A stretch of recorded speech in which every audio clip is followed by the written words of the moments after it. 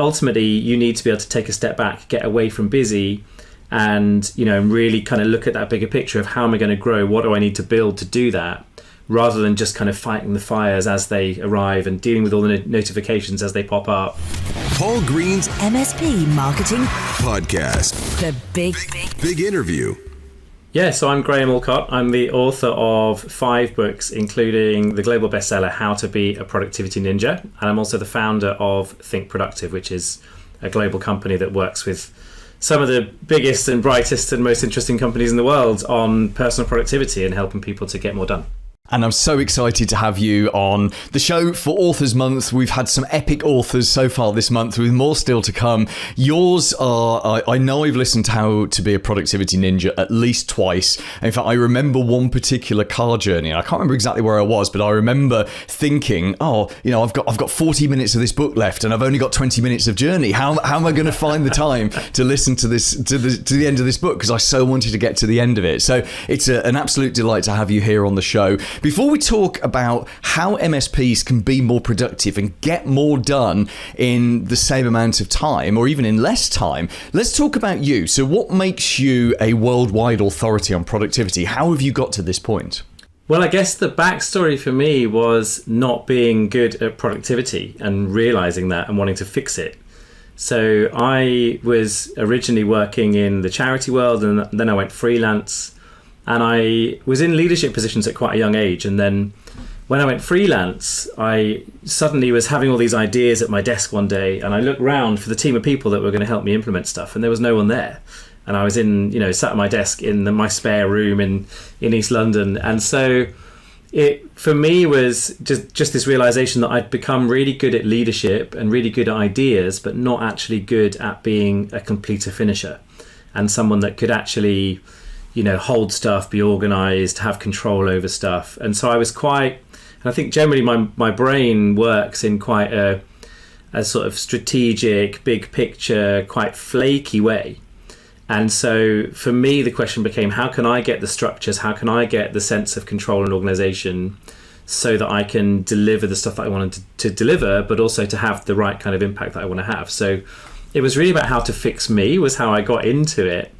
And then from there, it just became, eBay became one of our biggest clients quite early on, and British Airways, and it just snowballed from there. And we've now got offices in, 3 or 4 different continents around the world, and, people around the world just doing this work. So, that was back in 2009 we started. And as you can imagine, it's a lot of things have changed since then. And actually, a lot of the fundamentals are actually pretty similar too. Yes, I can imagine. And which was your first book, and what led you to write that? So the first book was How to Be a Productivity Ninja, and I then did I've done other books since, but also did like a 5-year anniversary edition, and that was definitely the one that has had the most resonance, the highest sales, the one that has had the most translations around the world, and just seems to have had the biggest impact. And essentially, I wrote it because I noticed that a lot of the books that I'd read around productivity tended to start with this mindset of superheroes and this mindset of perfection and this mindset of, hey, here's all the stuff we need to do and let's do all of it. And, I just find some of that stuff, in a way, it's too ambitious, because if you set the bar that high and then you fail, then you feel bad about it. So the first words of How to Be a Productivity Ninja are, dear human being. And the whole purpose of it is to say, there's mindsets that you can adopt here, there's structures that you can do. It's a very practical book.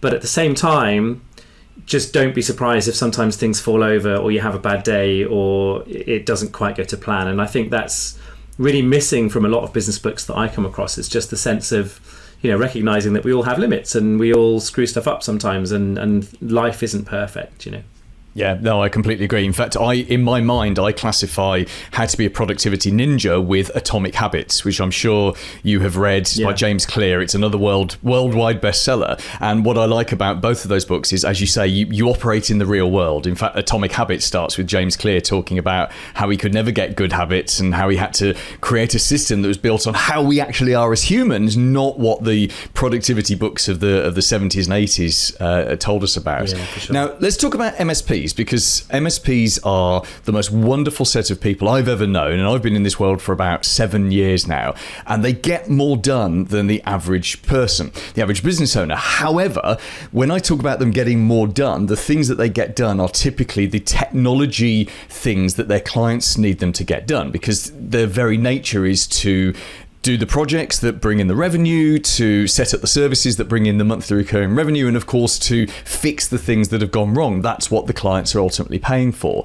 But the price that MSPs pay for that is very often the owner or the manager of the business has very little time left to actually work on their own business. Yeah. And I think the vast majority of MSPs, regardless of turnover, regardless of staff, they have this problem. Do you see this with business owners everywhere, or do you think that that's a very specific thing to people working on the, if you like, the cutting edge of technology? Yeah, that's a good question. So, I mean, I love that phrase from the E-Myth, work on your business, not in your business. And I do think there's a real need generally in kind of every industry that I come across, is a real need to take a step back and to do some quality thinking, and also to think about our thinking. And so what I mean by that is setting the right ground rules for how we think, creating the space for good thinking. To have really good ideas, you don't generally need time, you need space. And so to be able to really take a step back, create the space, do different things, add creativity into the mix, like all of that stuff takes a little bit of effort to design how you're gonna think. Most ideas and great ideas don't happen by accident. They happen because people lay the groundwork and create the space first. So I think that's just a general thing that happens across all businesses. But as you say with MSPs, I think there's something really interesting there around so much of what the clients need you to do is react as quickly as possible. And that creates a different problem, which I see in other industries too, but I think for MSPs this is going to be a really significant one, which is that often we confuse busyness with productivity, and we get really almost addicted to the idea of being busy. And when we solve a problem in that state of busyness, then we get that little dopamine hit, we're looking for the next one. So busy becomes addictive. And I think that's a real problem. If you're trying to grow an MSP, then ultimately you need to be able to take a step back, get away from busy, and really kind of look at that bigger picture of how am I going to grow, what do I need to build to do that, rather than just kind of fighting the fires as they arrive and dealing with all the notifications as they pop up. You kind of need to create that space and kind of quiet landscape to be able to do that kind of work. Yeah, so it's funny you talk about notifications. That was going to be my next question, which was the value of attention. That's a large part of what you've written about in your book. And MSPs, I've had conversations with MSPs on Zoom calls in real life, and they'll sit there and this thing, their phone is just going off. It's ping, ping, ping, ping. Often they'll leave the sound on as well, which I find curious. But there's a constant flow of messages. It's Teams messages from their own staff. It's emails coming in, it's texts, it's WhatsApps, and I find it exhausting, and I don't even have to deal with it. I operate to a completely different way, which I think I got from reading your book, which is where the vast majority of notifications don't reach me. So any app that I put on my phone, I switch the notifications off. WhatsApps, I'm in lots of WhatsApp groups and bits and bobs like that, but the only ones that can reach me are very close friends and family. All of the rest of them, the notifications sit there for when I'm ready to do them. Would I have got that from reading your book? Oh yeah, I mean that's definitely the philosophy of the book. Turn all notifications off. And I think there's a few things going on here. I love what you're saying about some people that you work with have the sound turned on, because I sometimes find I'm on a train or something, or just like in a public place, and someone's phone goes off and there's noise and on the phone, and I'm just like, people still do that. People still have it turned on, because I've been just working in that way for so many years. I think, obviously there's going to be days where I'm going to be checking email, waiting for the big contract to come in or the big thing to happen. And I'm sure, as MSPs, there's a sense of, there's always going to be a crisis around the corner that's really important and needs to be dealt with. I think partly the trick is, delegating, right? Like finding the people in your business that can almost be poised by the phone, ready for that to happen. And, part of that delegation can then also be sharing that load so that nobody is having to be always on, for an entire work day or 24/7, God forbid. But I also think there's we need to deal with our own habits and our own sort of addiction to busyness around notifications too. So there's a couple of apps that I use that I think are really valuable. One is called Forest. So what Forest does is it takes away that temptation that when you're working on something and you're trying to really concentrate and then you get a bit tired in your brain, then we have this little temptation to let me go and just check my phone. Let me just go and see. And we have that little thing of there's going to be something useful and interesting over there. So let me go and have a look at it. And what Forest does is it just grows a tree on the screen. So you set up 30 minutes as your time period to work away on the laptop, and the tree takes 30 minutes to grow. And if you then go off that screen where the tree is growing to go and look at Twitter or WhatsApp or whatever, then the tree dies. So it's just this really small little thing that says, hey, why don't I just be intentional about my phone use, leave it over there, let that tree grow and build a forest, and actually while I'm doing that I'm just a bit more plugged into the work. So Forest is really great. And then the other one I use a lot is one called Freedom, which is a paid for app, but there are some equivalent ones that you can get for free or for $1 or whatever. But basically it just blocks apps at different times in the day. So my morning time is what I call my proactive attention. That's the time in my day where I have the best energy, I have the best attention, I'm most capable of doing the most difficult problem solving work or the most creative work, and I want space in that time. So in that time, if I'm then tempted to go and check Instagram or check LinkedIn or whatever, then Freedom actually just blocks me. It just blocks the websites, it blocks the apps and stops me getting on there. So it's about basically saying I'm going to treat myself like an absolute child once, and then once it's set up, then I've removed those temptations, rather than doing what most people do, which is a really bad idea, which is trying to just rely on your own willpower to just check the right things at the right time and not check things that are distracting.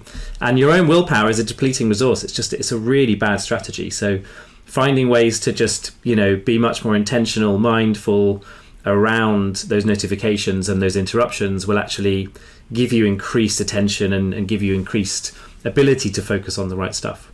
Yeah, I love that. Thank you. I'm going to look at both of those apps. And, anything that buys you back 10, 20, 30 minutes of your time every day, it's got to be worth looking at that as an investment. Final question, Graham, before we just talk briefly about your books. If you were the complete opposite of a productivity ninja, and indeed you have been there by your own admission earlier on in the interview, if right now you are caught between too many clients, your staff, teams, notifications, and just the general noise of business, where would be a good place to get started? What would be a good first step? That's a good question. I think, it depends on whether your start point is, I want new structures and strategies, or whether it's just I'm just stressed out and I want to just figure something out. I'd say if you're stressed, a really good place to start is just put all of that to one side, and if that is too difficult to even contemplate, just pretend that you're calling in sick that day and you're not there, which is the productivity ninja characteristic, stealth and camouflage. Basically just make yourself deliberately less available. And then just sit with a pen and paper and just write down all the stuff that's on your mind but hasn't been done and feels incomplete. And once you start to do that and just dump it onto the page, you'll actually have a much better sense of what you actually have to complete, and also a much better ability to be able to manipulate that stuff, move it around, prioritize, see it all next to each other, see the wood from the trees. It actually gets much easier when you can see these things in front of you. So there's a term in psychology called distributed cognition, which basically means when you can see the words on the page as objects, it's much easier to make sense of them, move them around, and make better decisions about them. So your decision making gets better when you get it out of your head and you can see it in front of you. So I'd say that's a really good place to start. And then the other thing I'd say is, just having a think about what an average, if you're just in the office or just working from home on a really typical day, just have a think about what are the things that take up time and space in your day. Number one, to acknowledge them, right? So there's so many people I work with who don't have anything in their calendar that says lunch or doing email, and yet those are things that people do every day. So just to quantify that stuff gives you a sense of what periods in the week do I really have to do that more proactive, creative, strategic, important kind of building work. So that's, I think, a really good sort of place to start.